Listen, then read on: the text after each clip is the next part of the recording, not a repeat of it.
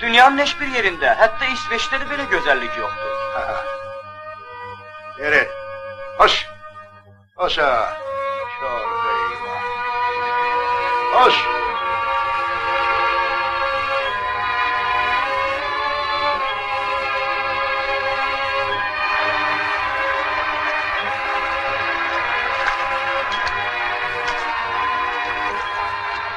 Şikəst deyil. Aşağı. Aşağı.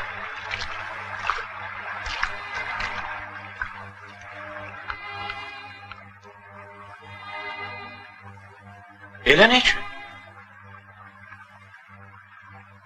Arvaldın da. Erini çaydan geçirirdi ki ayakları suya batmasın. Hoşa. Hoş. Ölenler çoxudu, polk kaldırmıştı. Salamet kalanlar apardılar, yediye bilmeyenleri burada koydular.